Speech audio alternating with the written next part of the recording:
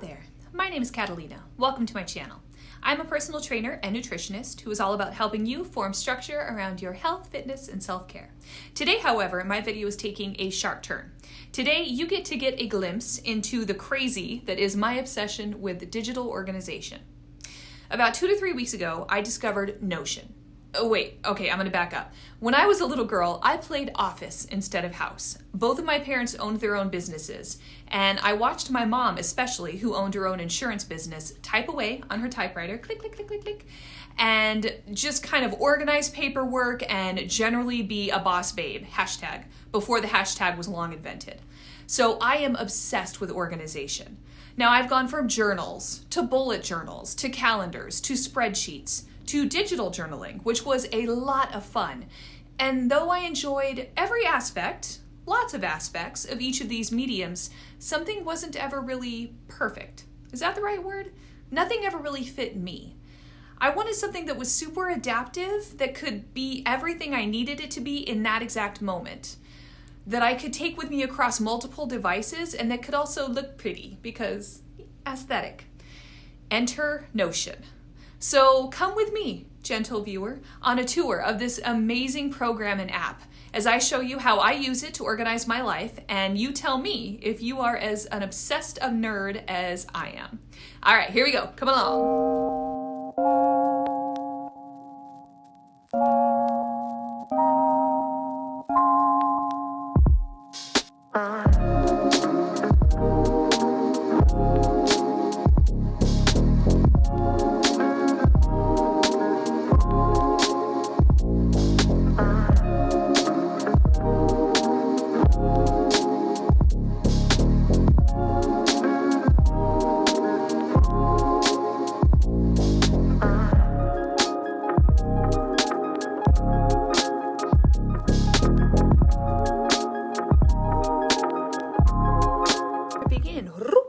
Here we go. Now, I'm gonna level with you. My kids are on summer break. I shot the first half of this video a couple weeks ago. I have since lagged, and I'm trying to get all this done before the kids come back in from the park. There's also a doggy back here on the bed that you can't see because you're in a bubble. Anyhow, here we go. Here is my Notion central hub, the landing page, if you will. I love it. It is everything that I represent in my aesthetic, which is pink and pretty. So here we go. Now, all of this was designed and borrowed from a number of different creators. Though I would love to be able to just sit down to an empty page and get started, I did a lot of this based on templates and then sort of kind of like picked and chose what worked for me, deleted what didn't work, added new things that did work. So originally, I believe I found everything based off Julia K. Christ, who is one of my favorite YouTubers. She's the one who introduced me to Notion. And then I started digging. I fell down the rabbit hole. I found Michelle B. I found Jules Acree, also had a very cute little setup. And then I found the Godfather, Thomas Frank. And he inspires all of us. That is where everything funnels down from. So let's get into it. Here's my home page, my hub. I put in a little calendar that I update each month. This I built in Canva. I put on a widget of a clock here that I think is just cool and I like it. And my word for the year is thrive. Anybody who knows me and understands what I went through in 2020 and how I've clawed my way out of that understands where that came from. Scrolling down, I keep a very simple to-do list for each day of the week. A lot of these are repetitive and necessary for work and or the flow of my household. Now, a lot of these are not based off of like my calendar appointments or anything like that. Like I said, they're usually repetitive based on work and my household obligations.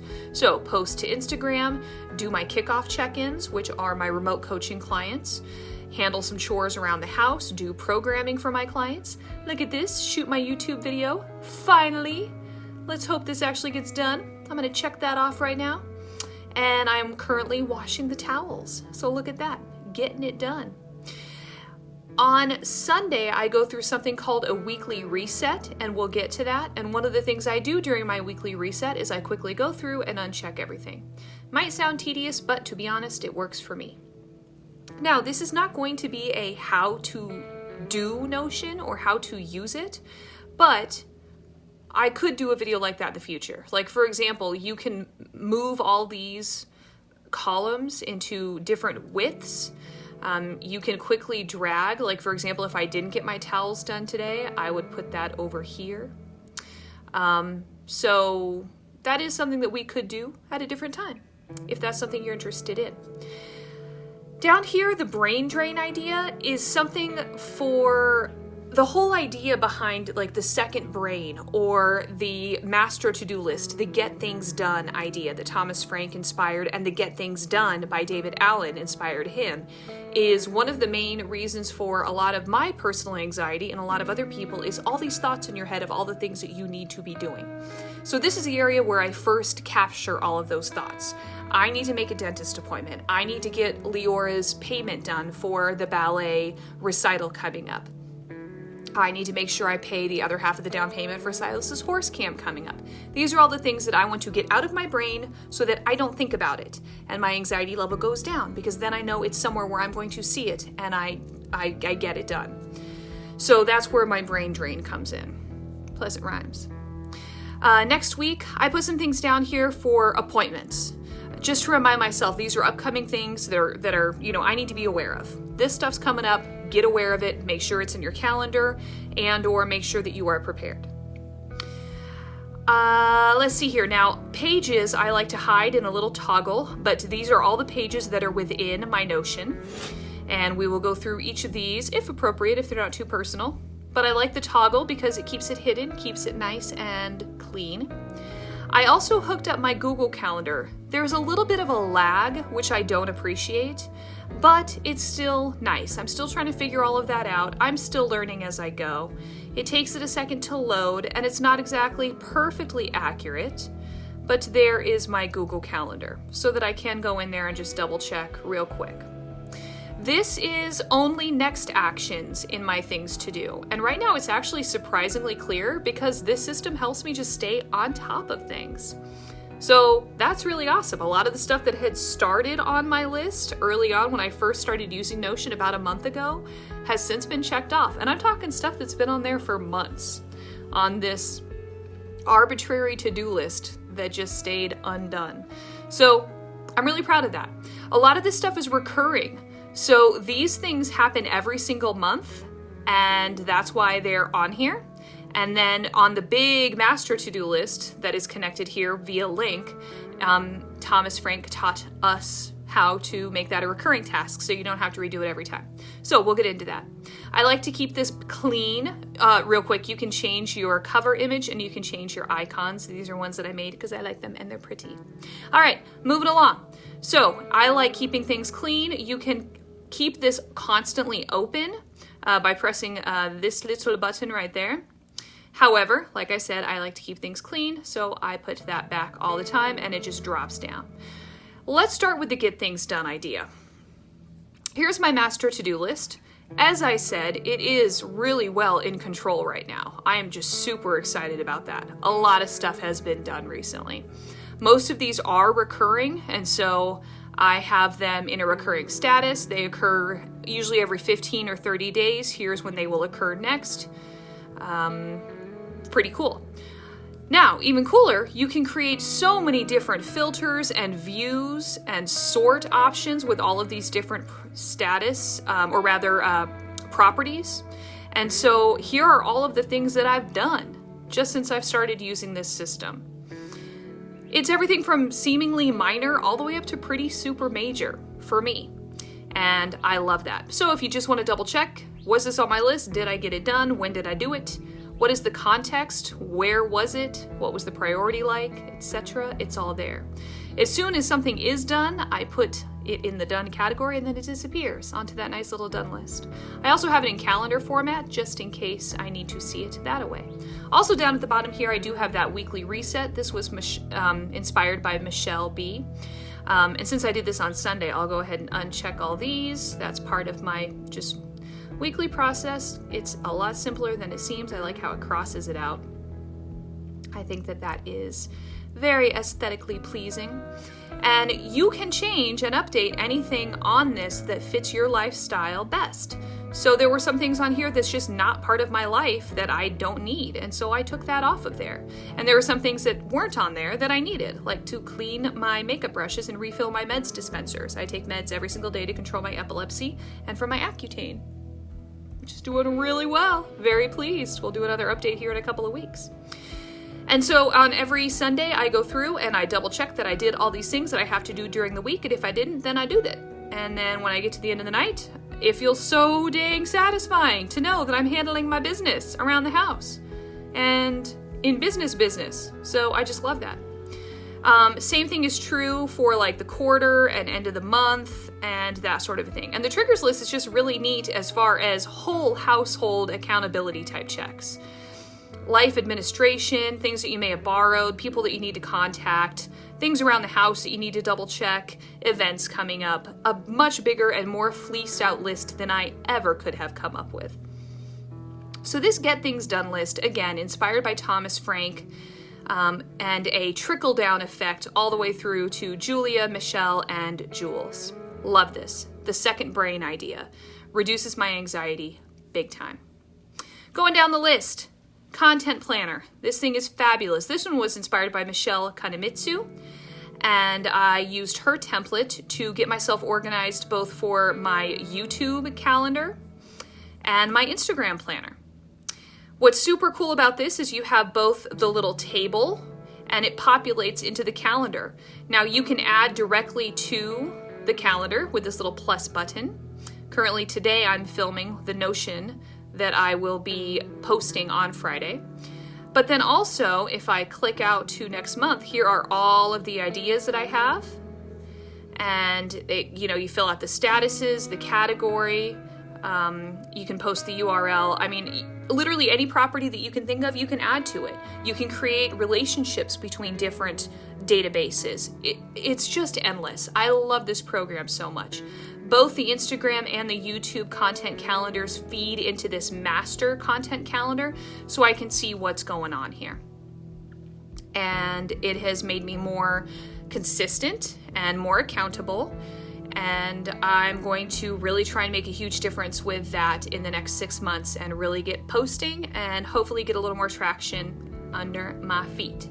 So, love this. The content planner is huge. In addition, I've created a YouTube archive of just all the YouTube videos I've created since I've been more accountable.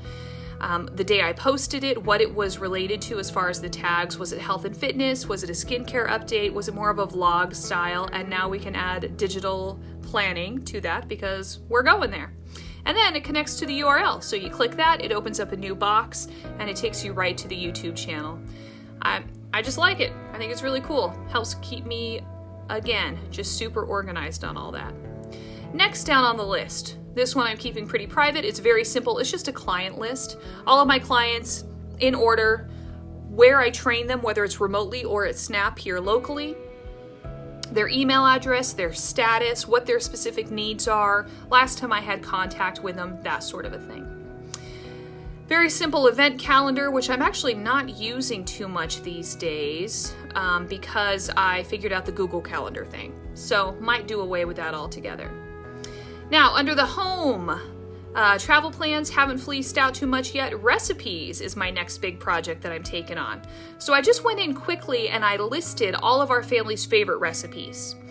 A lot of it is pretty basic stuff, nothing too special. Spaghetti carbonara, some pesto shrimp, salmon with asparagus and rice is one of our favorites. But what's even cooler is if we go in here at one of the ones that's actually been populated, you open this baby up, tells you it's served at dinner, it'll connect you to the recipe that I found this one at online, shows a little picture of what it looks like. We tried this one. It was bomb diggity, Mediterranean roasted cauliflower inspired by one of our favorite restaurants here in town, Zaina's. It gives you all the ingredients and the instructions. Boom, recipe database. So I would like to fleece out all of those so that we're not stuck in this constant whirlwind of, what do you want for dinner? I don't know, what do you want for dinner? Any other moms just kind of get sick of that? never-ending cycle. So really excited to continue working on that. Click the little back button up here at the top. I filled out a correspondence table. I'm not going to click on that to respect people's privacy, but basically I just migrated over an Excel spreadsheet that I had of everybody in my world that I like to send holiday cards to, or hopefully just thinking of you cards I'd like to do a little more frequently, and thank you notes and that sort of a thing. It was super easy to do. You can add as many columns as you want to. For example, I like to do that during the holidays. Yes, I sent them a card, or when was my last correspondence with them, that sort of a thing. So again, just love the ease of which you have to modify and change things as you need it. The journal that I've created, I am so proud of, and I love this thing. As you can tell, since I've started using Notion, I have really actually used this thing. Now, this is inspired by, let me see here, I want to get this right, a guy named, I have him right up here, Clark Kegley. Clark Kegley is the master of journaling. He wants us to focus on the 2.0 version of ourselves, so I'm going to fill that in because I just haven't quite gotten to there yet. Again, a little toggle breakdown to keep it clean. Kind of your personal manifesto. I'm still working on that. As you can see, I had his video up, so I'm watching his journaling videos and kind of his how-to. He's kept some journals for the last 10 years, learned a lot about it. My favorite quotes, and this is what he calls the front cover of a physical journal, but I can do the same thing with Notion and create that in this digital journal. Bronx, quit doing what you're doing. Ugh, you sad, sad dog. So then, because I did not do a digital stamp on that one as far as the day it was created, it doesn't put it in that order. It actually is like the front cover of the journal, and I can go back and work on it anytime, and it doesn't catalog it at a specific date. So I love that about it. I can go back and keep working on it, keep adding to it, and it won't change the order of where it is. It stays at the front cover. However, if I were to go back and start a new one, I click this drop down. Is it a daily entry, which they usually are? Is it a Sunday, which is going to have a slightly different template? Or is it a monthly that I just did last night? So each one of them is a little different. For example, a daily is going to populate down here. Did I get my daily self-care checks? What was my favorite part of the day? What could have gone better? And then just a brief journal entry option here. Real quick Notion tutorial. You click that slash button and it gives you everything you need to know. Do you want to make a table? Do you want to make a bulleted list, a numbered list, one of these little toggles I've been showing you? You can make a heading. You can insert a database, you can insert an image, a video, you can embed it, you can embed audio or code, a file. I mean, it's literally endless. So if you are interested, the more you get to know this, the basic blocks of how to build any page, the more you get to know. All right? Or you erase that little guy and you just start typing. So that would be a daily entry, for example. I would title it the date. I would populate it with the day that I created it. I would tag it as a daily. Then I could go through later on, calendar-wise, or run a filter check and just see, for example, how many daily entries did I do this last half of the year? How consistent was I, etc. I created a little mood tracker, which I thought was pretty fun. Today I'm pretty happy. A period tracker, because I am the owner of a uterus, and that's good to know. And this property is pretty cool. I can attach a picture of a picture that I took today. So connect it to my photos, which of course are connected to my phone, because Apple connected everything. And here's my favorite picture of the day. That'll load up right quick. And then when I go back and look over all of this, there's the puppers. She was getting up. They were laying together so peacefully. But no, of course not. As soon as I go to take the picture, she's like, I'm sorry, do you need me? Let me get closer to you. Silly puppers. But I am not actually going to keep this. So we're just going to go ahead and delete this entry. We will do this one later tonight. Now, same idea, different. If I were doing a weekly entry, it would populate down here. What were my top 3 wins this week? What worked well? What can I do better? What actions did I take to help me reach my goals? What actions did I take to balance my self-care? All very important. And then more room for a journal entry. Very similarly, but again a little different for the monthly template. All of those up there stay the same. And we go through some similar questions. What were my top 3 accomplishments? What were my top 3 highlights? Similar but different question. What can I do next month to make it amazing? What is working and what is not? What do I need to make? What changes do I need to make? And by the end of next month, I will have created, I will have accomplished, I will have financially, etc., etc. And then space for a journal. So I'm really proud of this. I love how easy it is. I can do this either sitting on my computer or again, because of how Notion works with across all your different devices, I can do this sitting on my phone or on my iPad at the end of the night while I'm sitting there reading while the boys are playing video games. And I actually have a little prompt on my phone for my evening routine that says 10 minutes of journaling every night while I'm sitting there drinking tea or unwinding at the end of the night. I also, just real quick, created a little calendar view of this. So I can see, let's go back to last month, how many entries I have. Pretty cool, huh? And I want to be much more consistent with it. I just really want to make that happen. I like it. So there's my journal. Moving on. I think that was everything in home, correct? Now, you guys, this is the thing. This is the thing that I am just most obsessed about. So if you've made it this long, thank you so much. And I'm so freaking excited to share this with you. At the beginning of this year, I set a goal to read 50 books this year. Which is paltry by some people's. I ran into somebody on YouTube who's doing like 160 books this year. And I'm like, wow, how? What else do you do? Like, when do you breathe? When do you eat? Blows my mind. So here is my bookshelf, how I keep track of all this. I'm so excited. Are you ready? This was inspired by Young Fictional Fates, who's a YouTube personality. And he mostly inspired this little guy up here, my counter, my tracker. We will get to that. I had a couple of books that I carried over from previous years. I didn't want to spend too much time populating that because I had work to do otherwise. Here is my 2022 bookshelf. Now, real quick, I want to move the rating system back. Right about there. Okay. See how easy that was? I know. I moved it forward because I wanted to go back through and double check my ratings. I was being a little too generous. Somebody online made the really good point that if 5 stars was kind of your go-to, you are really not okay with hurting people's feelings. 3 stars should be your, yeah, I liked that, it was good.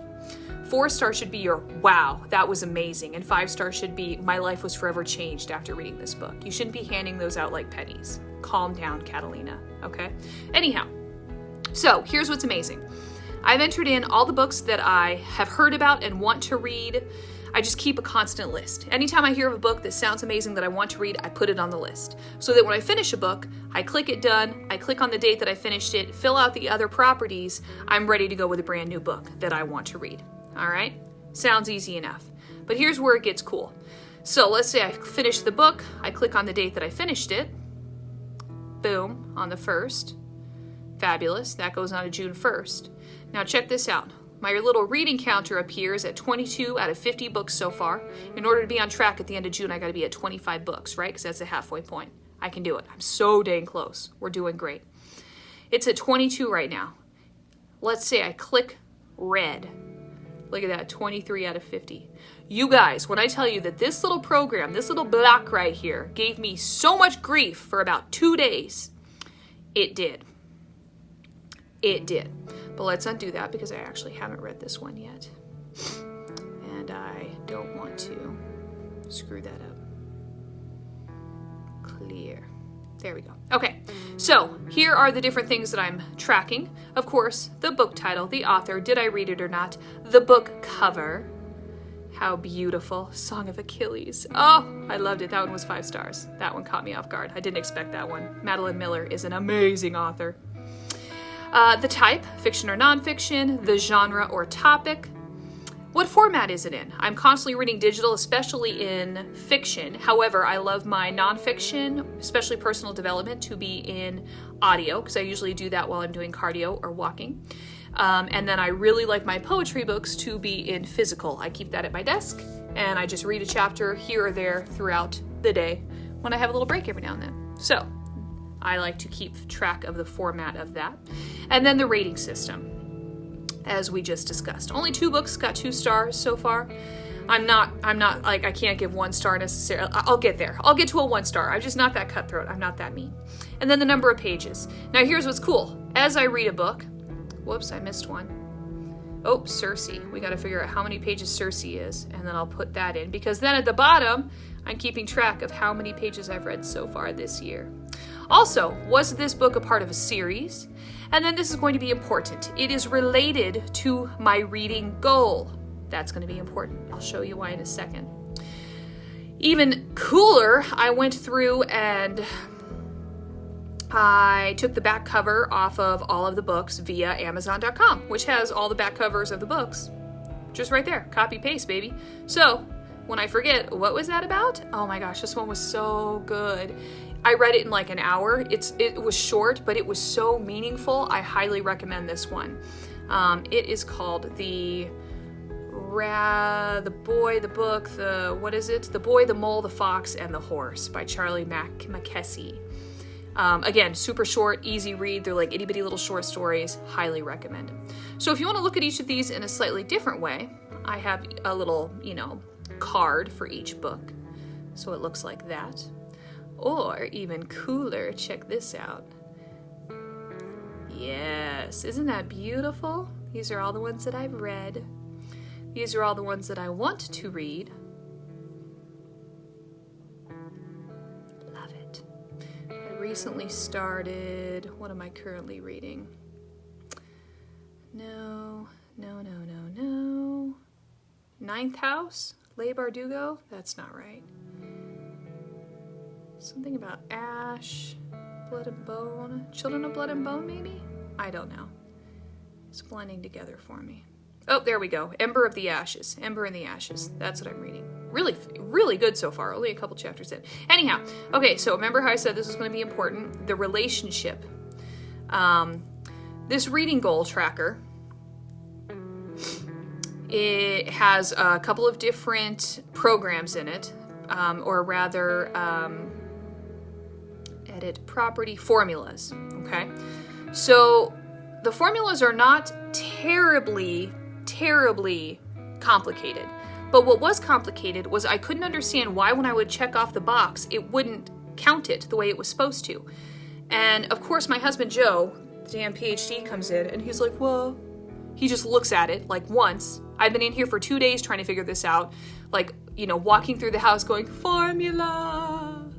And he comes in and looks at it once and he's like, well, here's what I think is going on. And it wasn't this one in particular. Let's see here.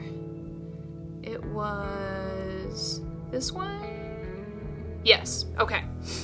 So the books did not realize that they were part of the formula yet. This is one big loop. They knew they were part of the list 2022. They got that. But they did not know that they were part of the reading goal.